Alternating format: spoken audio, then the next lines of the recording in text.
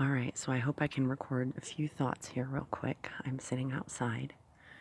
Um, I wanted to talk really quick about betrayal. Why do we feel betrayed? When something happens, someone does something that goes against our moral code or what we would do in that situation, right?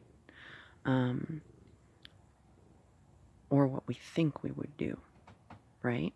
Or what we would like for them to do, which is kind of a form of needing control over others, if I really think about it, you know? Because when someone betrays you, either they have a reason for it that we don't see, you know, or there is something going on subconsciously with their behavior to where they don't see it as a betrayal, they see it as self-preservation, which comes from fear, right? So if you are, for example, a light worker and you have felt betrayed, keep in mind that even though you are working your way out of the fear lack matrix and the scarcity thinking, other people are on their own journeys with it, and they may not work their way out of it at the same time as you. And so a lot of times this can play out as a form of betrayal.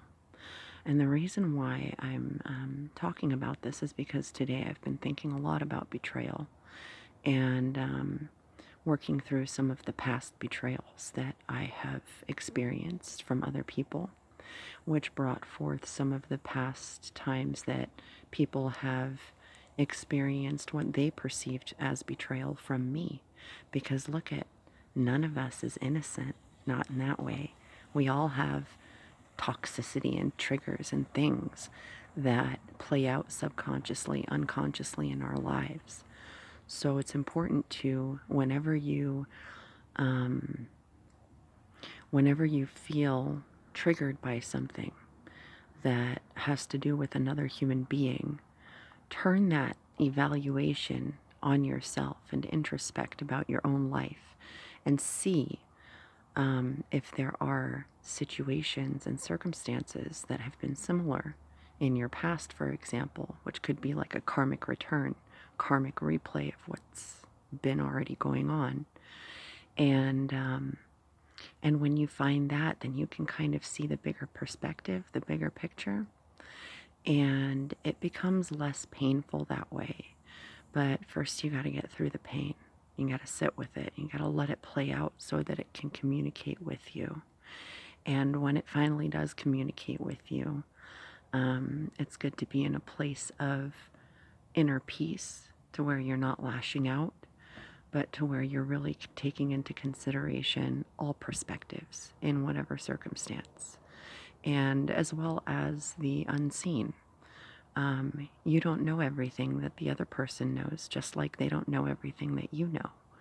So they're acting from their perception, and we act from our perception. And it's not an us and them thing, because everything that plays out in our experience in front of us is a reflection of something within us, as within, so without. So if you find yourself reminiscing or ruminating or, considering anything painful, shadow work, right? Anything painful from the past, make sure that in order to see the bigger picture, in order to gain more understanding, more depth, more insight, that you reflect on where it might be coming from within you. All right, I think that's everything for right now. Namaste, my friends. I love you guys. I'll see you in the next video.